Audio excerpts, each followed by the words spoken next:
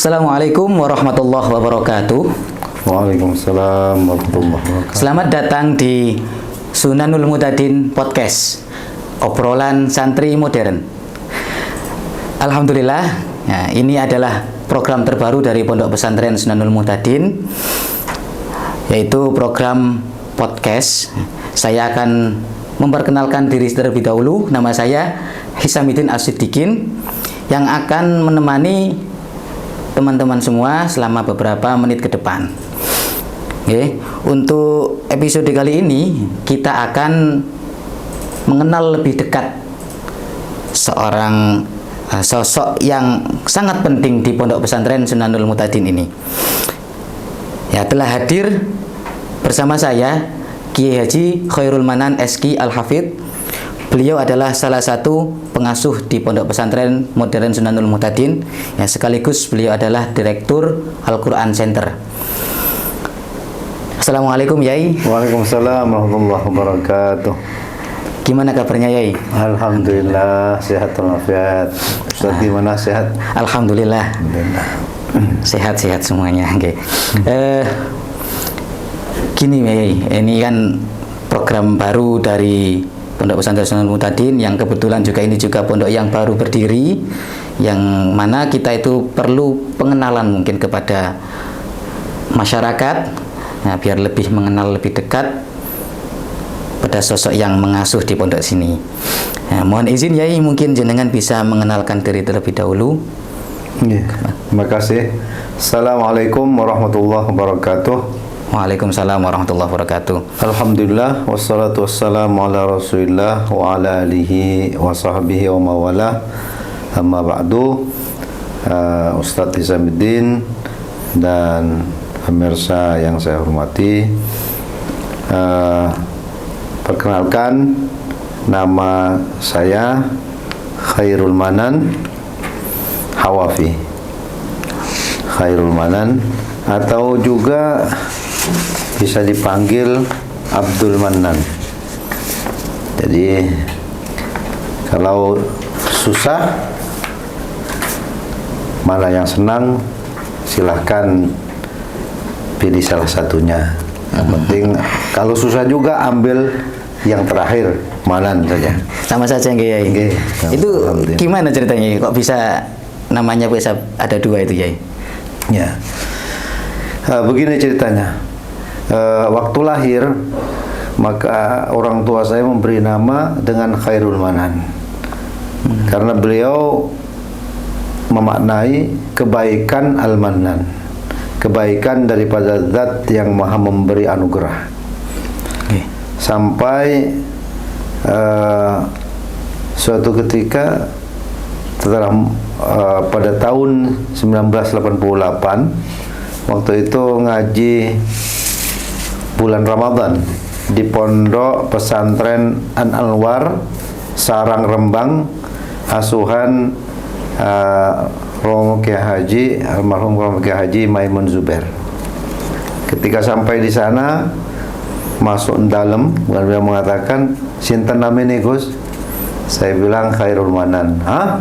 Beliau seakan-akan seperti tidak mendengar. Kemudian ditanya lagi, saya kasih tahu lagi Khairul Manan. "Hah?"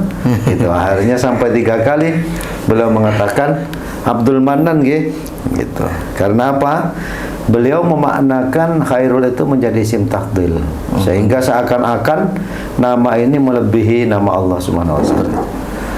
Nah, setelah pulang ke dukun, setelah pulang ke rumah, akhirnya dikasih tahu sama ayah kalau nama itu sudah ditukar, artinya ada 2 nama.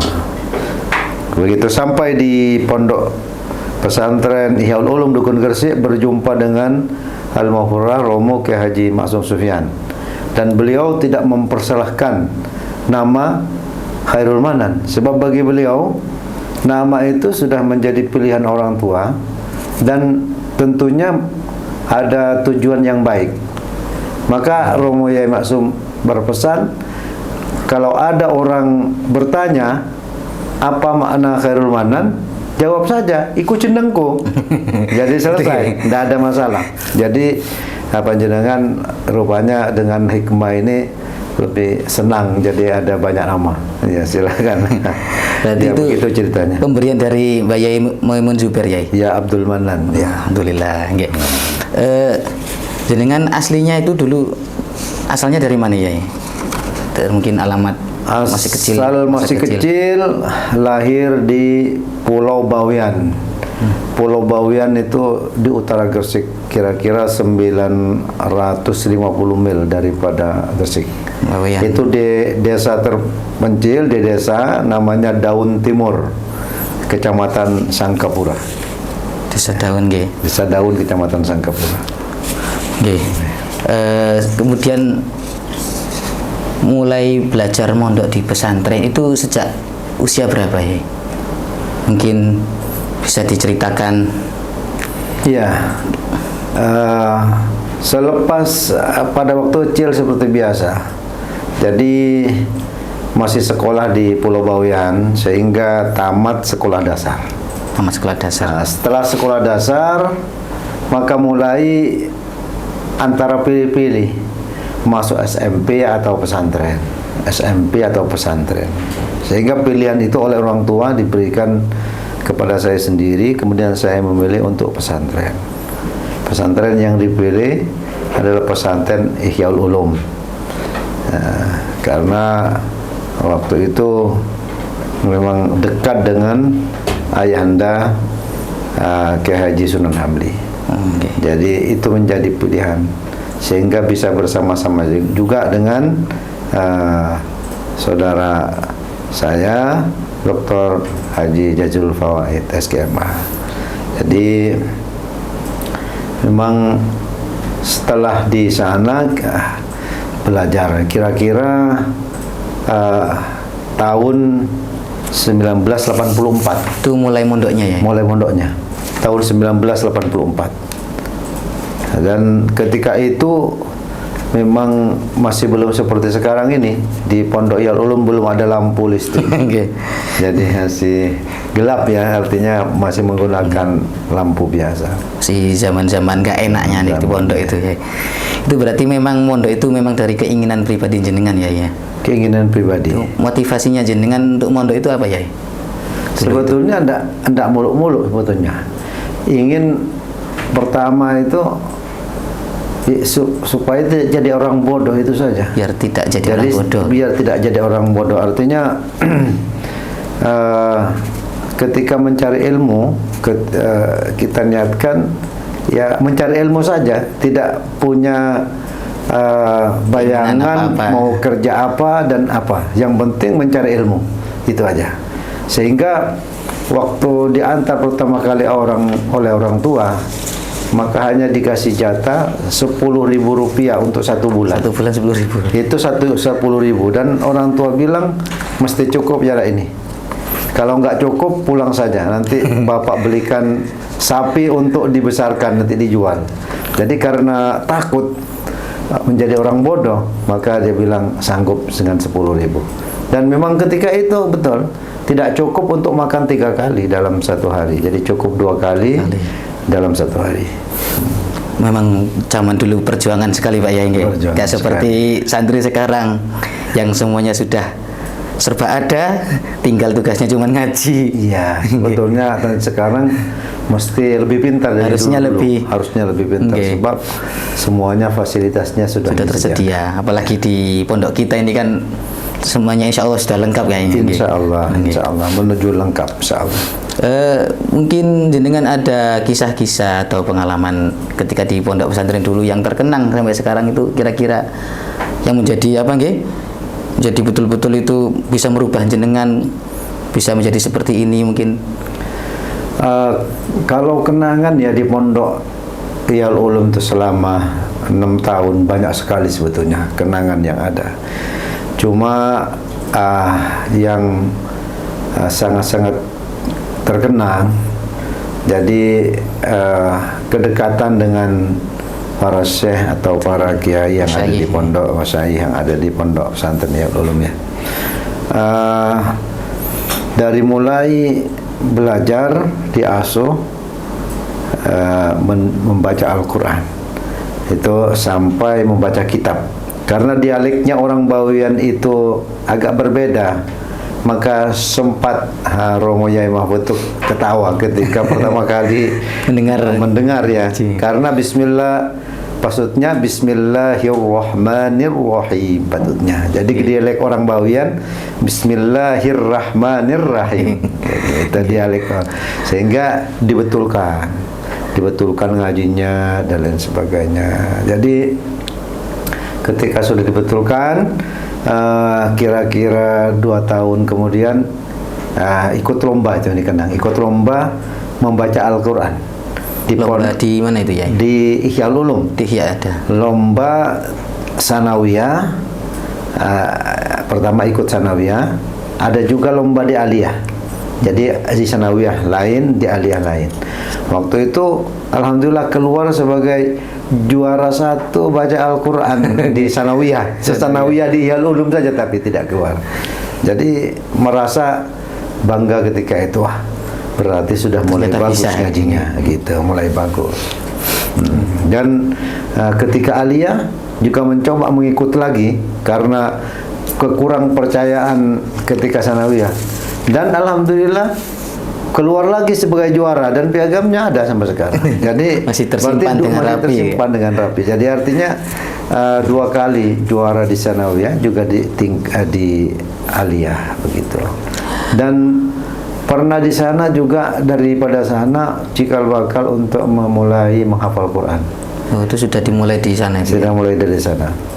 Sebab melihat kepada Al-Maghfurlah Romo Kiai Haji Maksum Sofyan, beliau ini seorang yang hafidh Al-Quran, kemudian dan sangat thiqah, artinya sangat cepat menghafalnya. Beliau ini hanya 2 bulan hafal Al-Quran. Subhanallah. Subhanallah, 2 bulan itu hafal 30 juz. Tapi dihatam 3 bulan oleh kiainya, yaitu Kiai Munawar di Sedayu. Mengapa dihatam 3 bulan? Kiai Munawar tidak mau menghatamkan Romo Yai Maksum dalam 2 bulan karena takut takabur. Nah, ini yang harus dijaga. Sehingga ketika 3 bulan sudah penuh, maka dipanggillah masyarakat di Masjid Sedayu, kemudian disimak oleh orang ramai. Ternyata beliau lulus dan bagus. Masya Allah, luar biasa. Dan beliau ini memberikan pesan kepada saya khususnya, untuk sentiasa memelihara Al-Quran, kemudian untuk lebih bisa menghafal dengan cepat. Beliau menitipkan doa untuk orang-orang yang mau menghafal Quran.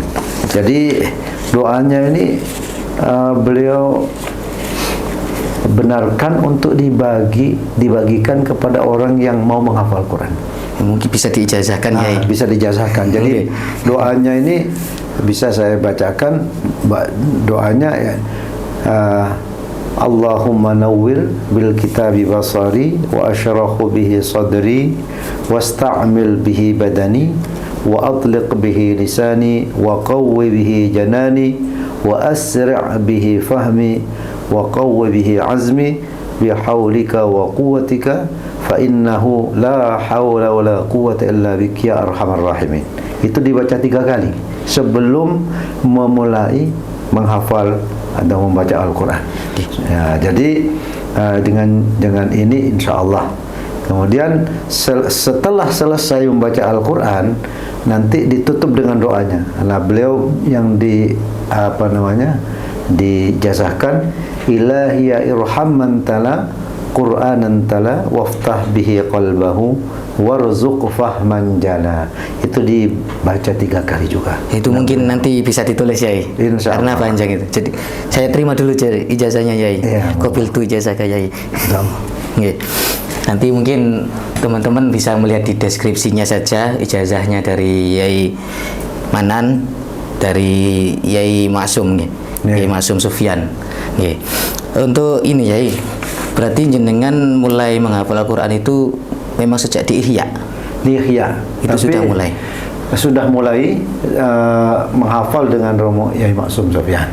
Jadi dari mulai surat Al-Fatihah ayat Al-Baqarah dan sampai juz yang kelima. Sampai juz 5. Sampai juz 5, artinya sampai surat An-Nisa. Dan beliau ini terkenal sangat garang. Kalau ada santri yang salah membaca, kemudian dipukul sama beliau nih. Tapi alhamdulillah kebetulan saya termasuk yang nggak kena pukul sama sekali. Mungkin alhamdulillah nasib ya, nasib memihak ya.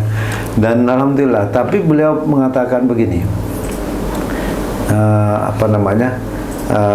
kalau orang yang menghafal Quran dengan dicampur dengan sekolah memang agak berat ya, tapi bukan berarti tidak bisa.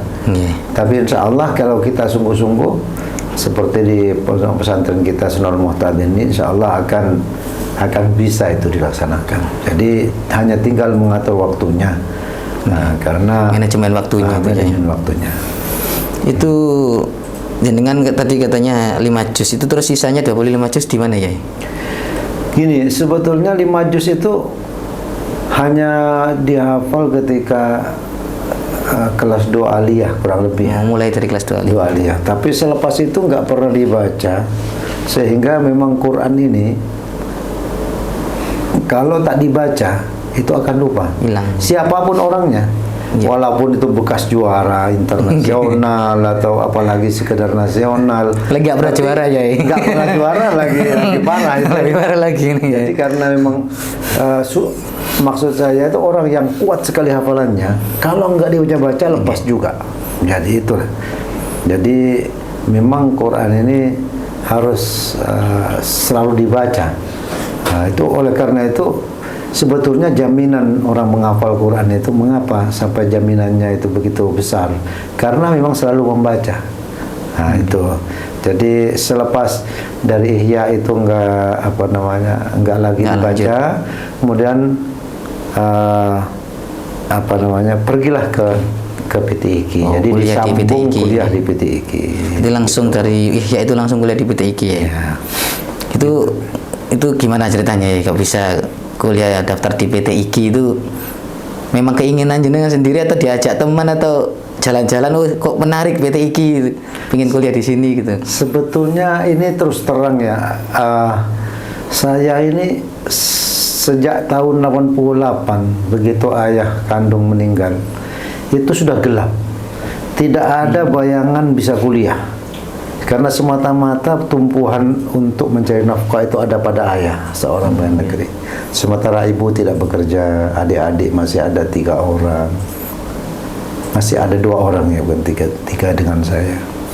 Jadi kalau kawan-kawan bertanya mau kemana, nggak tahu kemana, nggak tahu mau kemana. Tapi lagi-lagi yang menyelamatkan para kiai-kiai. Saya dipanggil oleh Pak Kiai Robah waktu itu. Kiai Robah, Bupati Gresik. Yang Bupati Gresik itu guru. Pada waktu itu beliau mengajar tauhid dan mengajar fikih ketika saya di dukun. Manggil, sini mana sini katanya. Jadi kamu kuliah di IAIN saja ya sambil ngafal Quran ya. Gitu. Kayaknya kamu bisa ngafal Quran. Insya Allah Pak. Waktu itu setengah-setengah hati. Artinya enggak yakin dari mana biaya kuliahnya dan sebagainya. Kemudian pernah ikut dengan Romo Yai Mahfud, dibawa oleh beliau ceramah. Kemudian saya dipercaya tukang baca salawatnya waktu itu. Maka ketika pulang Romo Yai bilang, sudah ke PTIQ aja ya katanya, ikut bareng Mbak Turroh gitu. Putrinya namanya Ning Turroh ada di sana di IKI. Suruh. Waktu itu saya cuma bilang ke beliau, sanggupkah Kiai, karena di sana agak keras kehidupannya. Katanya beliau, sih buktinya senang, tidak ada apa. Waktu itu masih setengah hati juga, artinya setengah hati. Tapi suatu ketika main-main di depan halaman pondok, dipanggil oleh Al-Mahfurah Romo Yai Maksum, ke sini ke dalam. Terus beliau mengatakan, mari ngono nang di katanya. Tantan peti pun dia ya nopo. Wis nang peti kae. Nah, begitu Romo Yai Maksum bilang Langsung kami yakin, ndak bisa lagi membantah, ya saya tinggal sami'na wa ata'na. Karena beliau memang insya Allah ya sebagai tembus pandang, artinya memang mungkin orang ini di sana cocoknya gitu. Tapi beliau berpesan kalau di Jakarta itu katanya ingat Qur'annya, jangan lepas kedu katanya gitu. Itu yang agak susah itu. Jadi menjaga kesantriannya gitu. Menjaga kesantriannya maksudnya. Tapi berkat doa beliau alhamdulillah. Alhamdulillah semuanya bisa lancar nih ya. Bisa lancar. Nah itu kemudian di sana itu baru jenengan mulai betul-betul proses menghafal. Iya, dari sana itu. Menghafal Quran. Jadi proses menghafal Quran sendiri sebetulnya kalau sistem DPT ini dan sistem instruktur. Jadi instruktur ini untuk semester ini dengan guru ini, untuk nanti semester lagi dengan. Jadi dengan beberapa orang guru di sana. Pernah dengan Ustadz Imrul Syuhada, berguru dengan almarhum Ustadz Haji Tabri Toha, kemudian dengan Kiai Haji Muhaimin Zain, dengan ya, Kiai Haji Fatoni LC. Semua itu guru-guru yang mengajar di PTIQ ya. Tapi termasuk saya ini orang yang lama menghafal.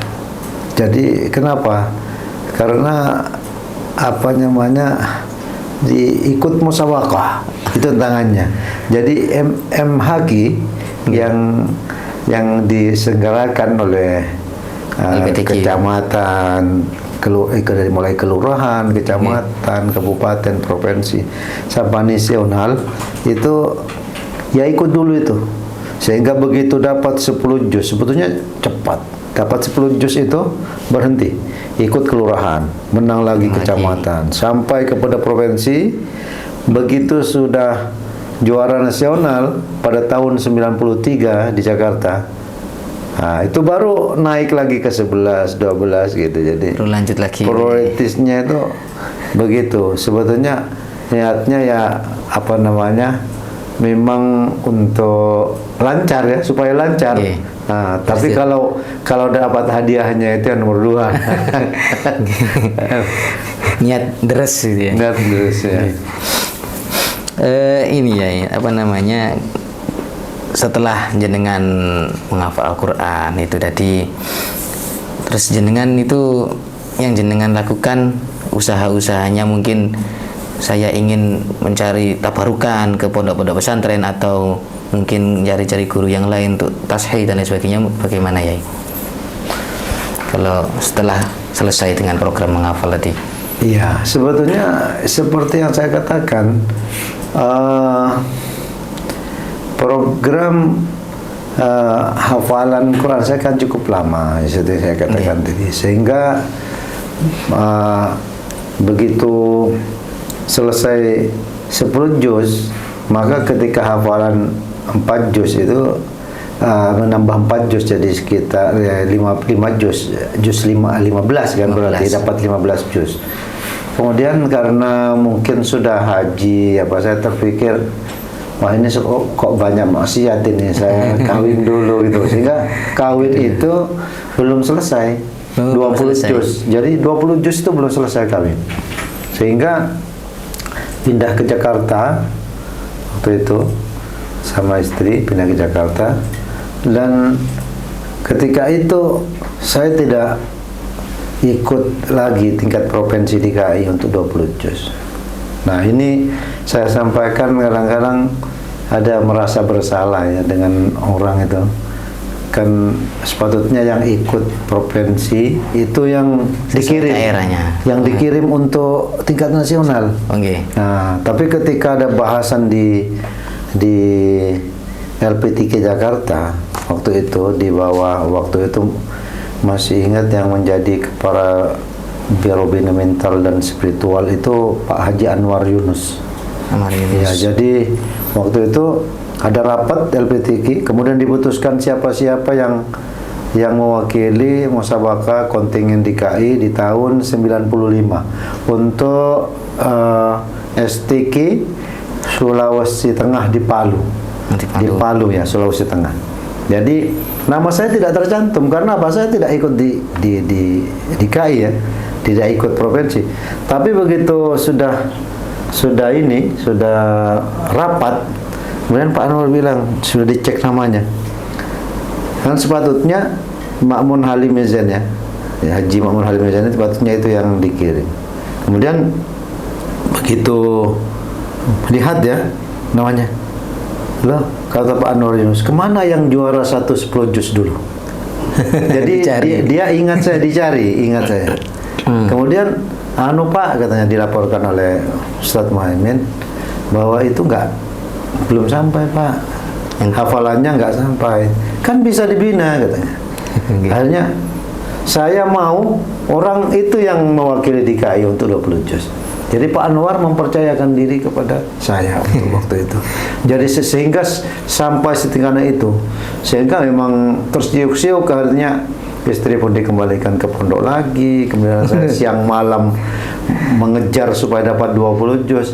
Akhirnya alhamdulillah dapat juga, sehingga begitu masuk TC ya semaksimal mungkin. Di TC itu 2 bulan, jadi digunakan semaksimal mungkin. Artinya kalau selepas Isya itu ngaji Quran sampai jam 1 malam. Kemudian pagi itu tidur, paginya selepas subuh ngaji sampai nanti dekat menjelang duhur. Begitu terus dipacu. Lepas duhur ngaji lagi. Yang penting hanya rehat tidur sebentar terus ngaji.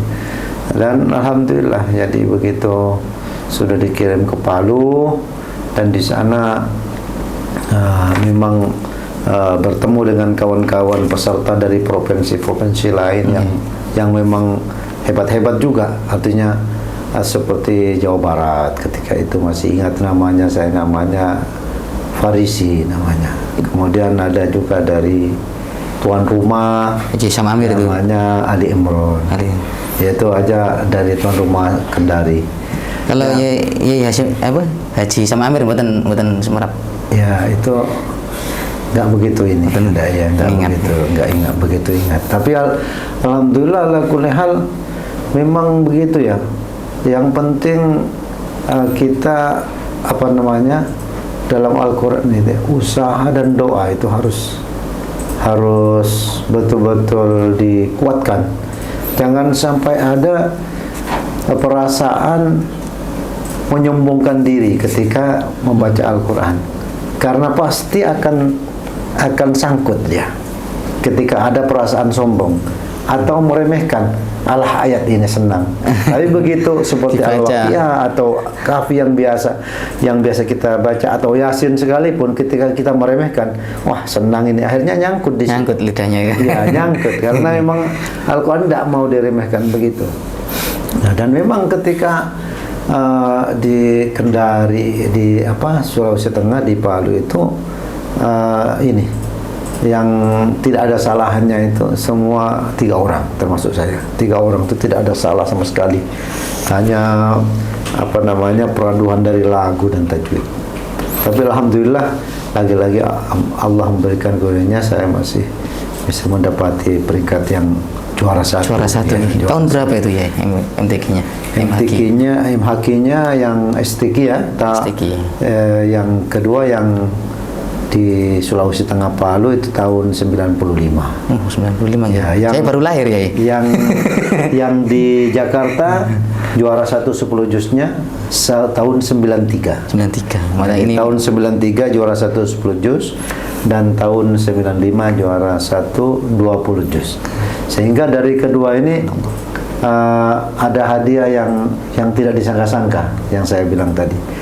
Ketika juara 1 10 juz, saya diberikan dikasih hadiah haji waktu itu oleh Menteri Agama Bapak Tarmizi Tahir waktu itu.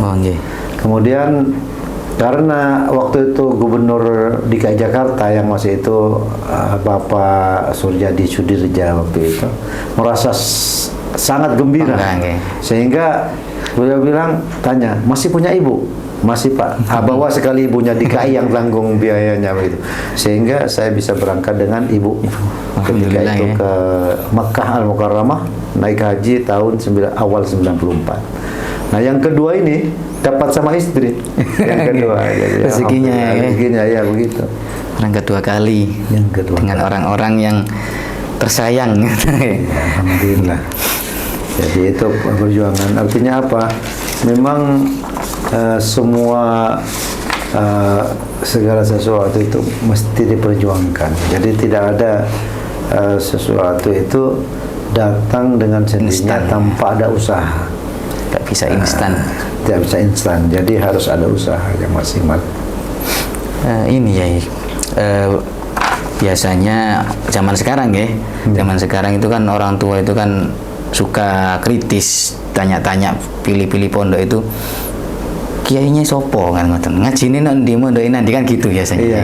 Itu mungkin jadi penting atau jadi perlu diketahui masyarakat, jenengan dulu ambil sanadnya ke siapa ya? Sanad Al-Qur'annya. Ya alhamdulillah ya.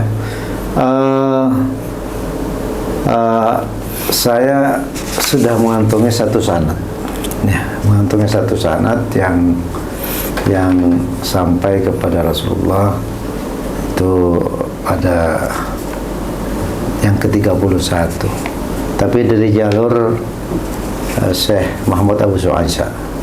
Nah, sebelumnya memang di PTIQ saya hatam Al-Qur'an di sana dengan Kiai Muhaimin Zaid ya. Tapi karena memang tidak semua dibaca dengan beliau, karena ada guru-guru atau kiai-kiai yang lain yang di store berbeda-beda, artinya tidak mendapatkan sanad di sana. Jadi hanya nilai yang mengatakan ya selesai atau tahfidz 30 juz sama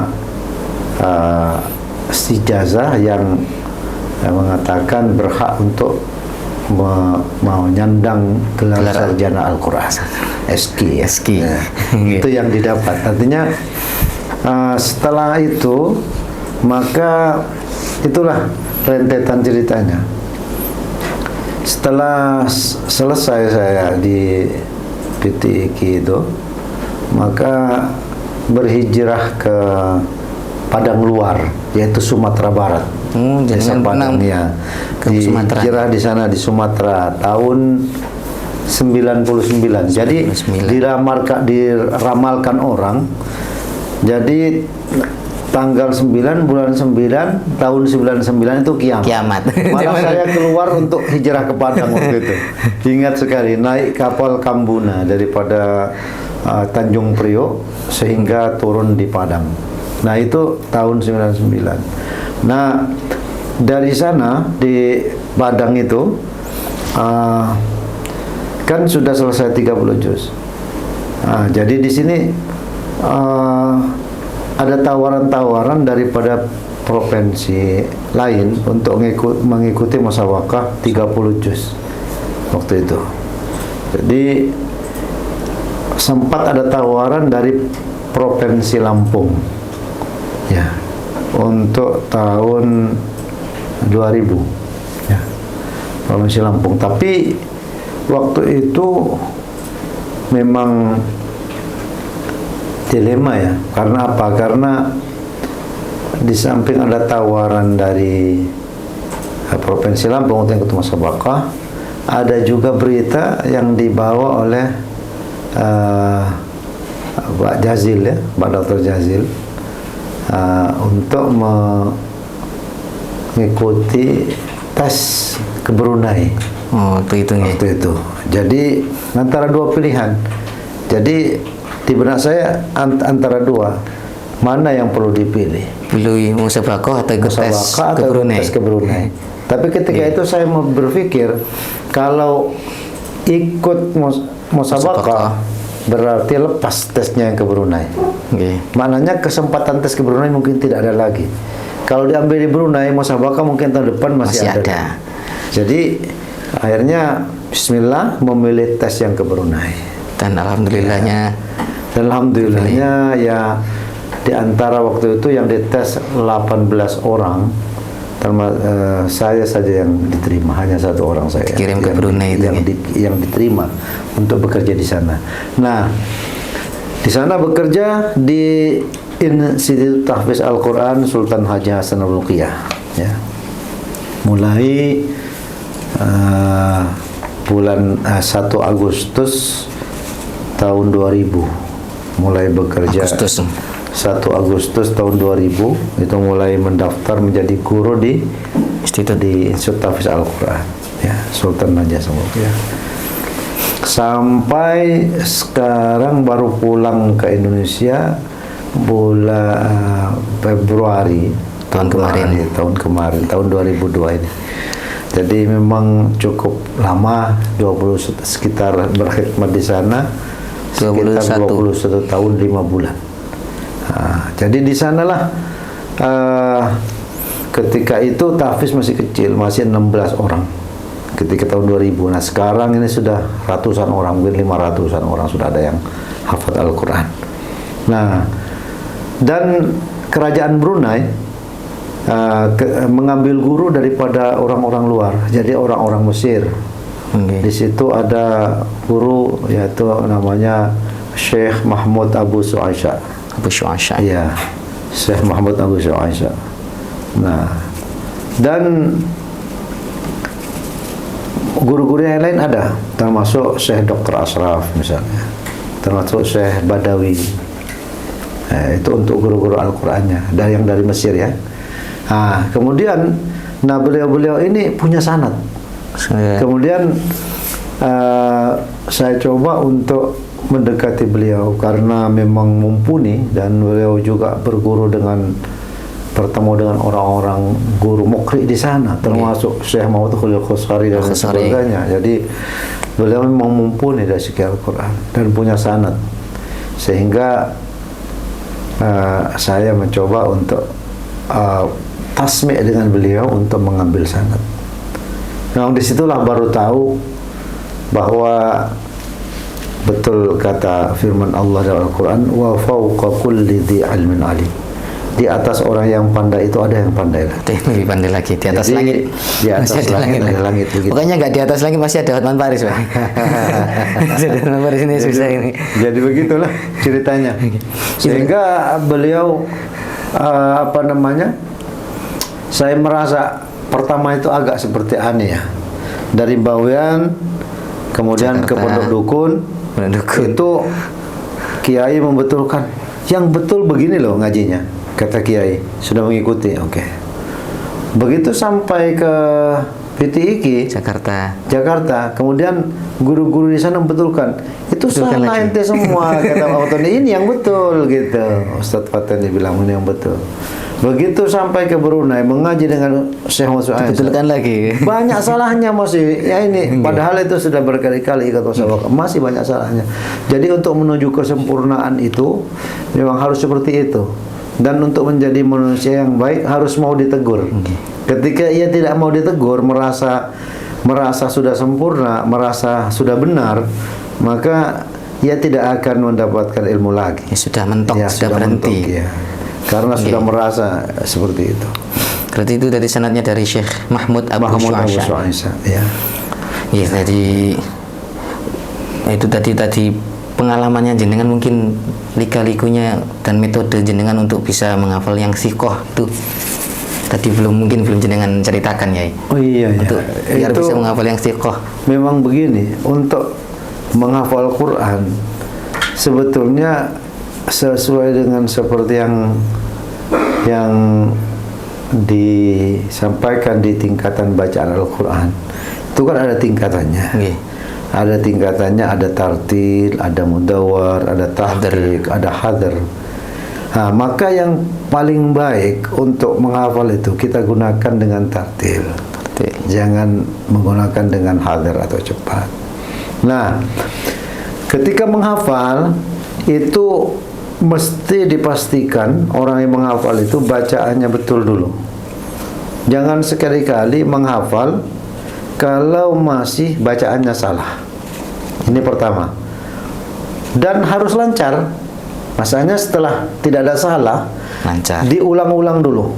diulang-ulang dari pertama sampai ke target. Kalau misalnya yang mau dihafal satu halaman misalnya, jadi satu halaman harus dibaca dengan berulang-ulang, satu, dua kali, tiga kali, sehingga merasa sudah lancar, baru dimulai penghafalan. Nah, caranya penghafalan tidak, kalau ayatnya itu panjang, tidak boleh langsung dijadikan satu cara menghafalnya. Jadi harus dipotong-potong. Misalnya 3 kalimat dulu. 3 kalimat itu harus matang.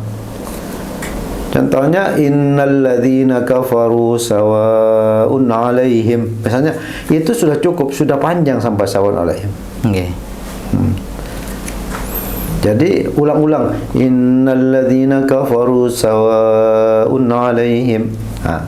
Anzartahum atau sawa'un 'alaihim anzartahum, bisa juga. Atau dijadikan innalladzina kafaru, bisa juga. Sawa'un 'alaihim anzartahum am lam tunzirhum la yu'minun. Jadi itu dipotong menjadi 3 bagian. Nah, ketika sudah di 3 kalimat pertama sudah lancar, maka coba Al-Quran itu ditutup, tidak melihat Quran. Diulang. Kalau sudah ini buka, tidak ada salah, ulang lagi sampai merasa bahwa sudah lekat. Baru disambung kepada kalimat berikutnya. Setelah kalimat berikutnya sudah dapat, maka jangan sampai kalimat berikutnya lagi. Harus dari awal sampai yang terakhir. Nah, terus sambung lagi sehingga akhir ayat. Sampai selesai satu ayat. Selesai satu ayat.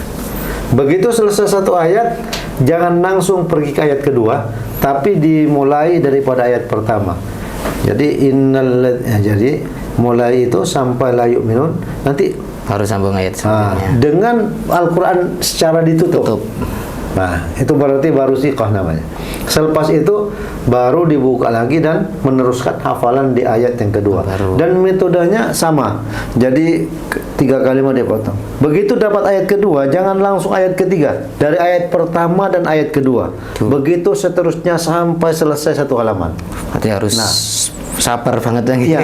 Itu biasanya ketika saya menghafal, itu rata-rata untuk pakai metode ini dalam 30 menit atau 30 menit satu halaman. Itu sudah selesai. Tidak tahu kalau dipraktekkan orang, tapi kayaknya 30 menit 40 menit sudah selesai itu. Dan memang kuat. Hasil pengalaman hafalannya akan kuat. Nah, kemudian yang tidak kalah penting, atau malah kebanyakan orang-orang yang menghafal Quran ini ada yang kurang metodenya, ada yang kurang. Maka ketika tahfidz dihafal, maka dia tinggalkan. Contohnya menghafalnya pagi ya, terus dia sudah dapat satu halaman, maka dia biarkan dulu. Dia hanya membaca, besok pagi dia nyetor halaman yang kedua tanpa mengulang halaman yang pertama. Jadi ketika besok pagi, kalau ada guru yang mengatakan, coba kamu baca halaman yang pertama yang kemarin, dia bilang, tunggu dulu Ustaz, tunggu, saya menyiapkan lagi. Karena apa? Karena ada satu lupa. Jadi dia tahfidz dengan takrir atau murajaah, 2. Sementara yang untuk orang yang menghasilkan yang bagus mesti ada 3. Tahfidz, menghafal, tasbit, memantapkan, kemudian takrir atau murajaah, mengulang. Jadi kalau paginya menghafal, misalnya selepas zuhur dia ulang lagi yang hafal tadi. Nanti selepas asar ulang lagi. Selepas maghrib ulang lagi. Selepas isya ulang lagi. Sebelum tidur ulang lagi, minimal 5 kali. Untuk dihafal tadi satu. Yang dihafal pagi tadi itu. Maka ketika besok gurunya mengatakan, baca yang kemarin, oh senang saja, tidak ada masalah. Tidak ada masalah. Jadi ini kalau dia misalnya hafal 5 juz, ya ingat 5 juz. Hafal 10 juz, pasti ingat 10 juz. Ya kalau metodenya seperti ini. Jadi harus diingat bahwa harus ada dihafal, dengan cara niatnya mesti karena Allah Ta'ala ya. Okay. Semua bermula dari niatnya mesti ibtigha amardatillah, jangan karena yang lain-lain, untuk mencari ridha Allah. Karena apa? Karena ini bukan sembarang kitab ya, akan menjadi sangu kata orang Jawa, akan menjadi modal ya, bekal untuk ke akhirat nanti ya. Akhirat. Sebetulnya kalau dikatakan untuk menjadi bekal ke akhirat, kadang-kadang orang yang ada orang yang salah paham juga. Oh, berarti Quran itu untuk akhirat saja ya. Berarti keliru. Quran itu adalah untuk panduan hidup di dunia. Okay. Yang membawa kebaikan hidup dunia, apalagi di akhirat lebih bahagia lagi gitu. Jadi maknanya itu Allah sudah memberikan satu panduan, atau kalau istilah modernnya itu bisa dipinjam juga SOP, roadmap. Roadmap ini peta jalan untuk menuju sesuatu yang diinginkan, yang berharga. Contoh seperti harta karun. Kalau harta karun kan ada roadmapnya, ke sini, baru sampai. Sementara kita sudah ada harta karun itu, tapi di akhirat namanya surga. Nah, roadmapnya untuk ke sana ya pakai Al-Quran. Nanti insya Allah sampai ke situ. Nah, itu cara. Tapi dengan cara ya tadi itu, ibtigha amardatillah, mencari ridha Allah. Ya itu ya. Memang kendalanya orang tahfidz kan memang tasbihnya tadi ya, memang banyak sekali yang merasa berat untuk mengulang terus, itu waktunya itu kok rasanya kok nggak ada gitu loh, rasanya itu kok, apalagi yang sudah bekerja itu kok merasa rasanya itu waktu untuk ngaji ini kurang gitu, karena kan dengan kesibukan tadi itu ya, mungkin itu yang mungkin dirasakan. Dan yang saya ketahui ya, banyak sekali metode-metode cepat menghafal Al-Quran, tapi tidak ada metode biar lancar Qurannya, itu kayaknya nggak ada. Kita memang kembali kepada diri masing-masing ya. Artinya memang itu satu godaan orang yang menghafal Quran ini, ada banyak godaannya. Godaannya dari lingkungan, daripada teman, daripada diri sendiri.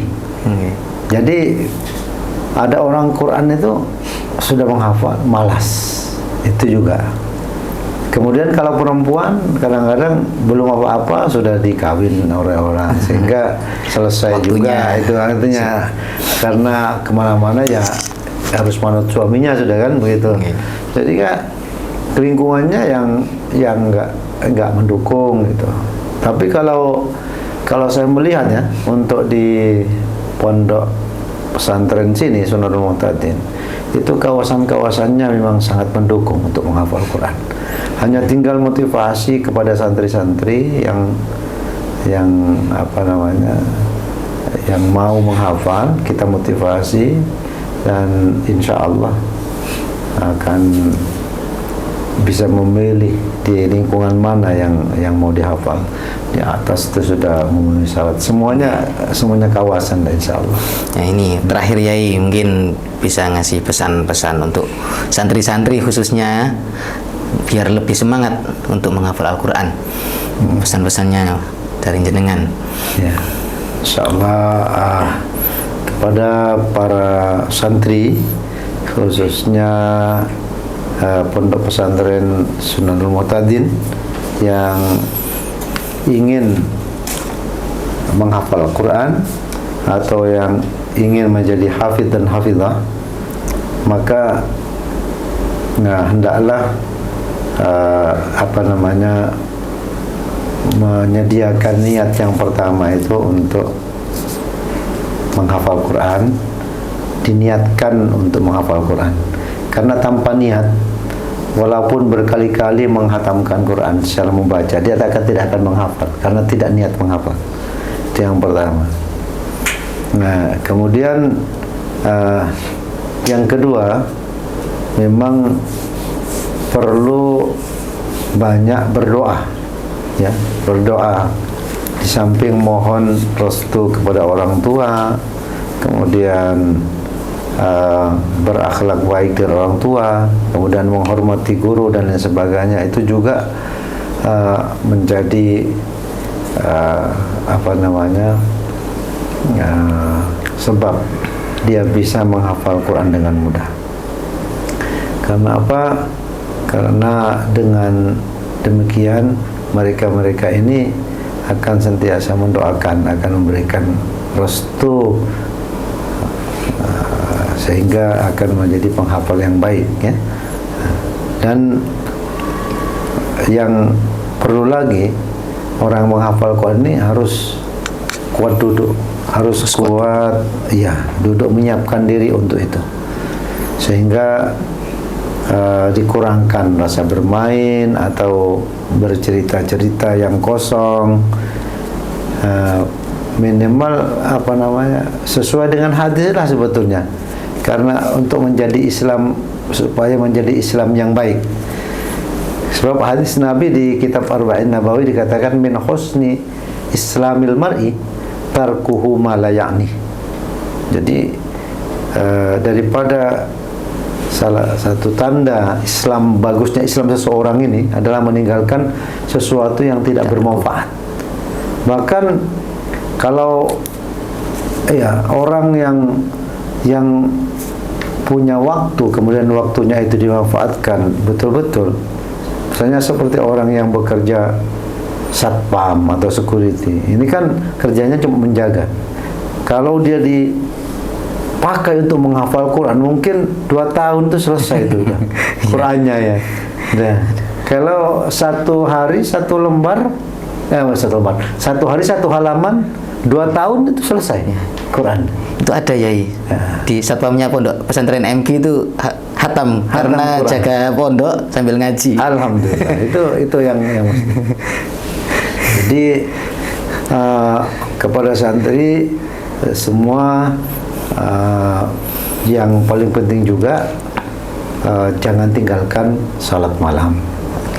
Itu apa penting? Salat malam ini menjadi senjata untuk orang-orang yang masih menuntut ilmu, termasuk menuntut ilmu Al-Quran.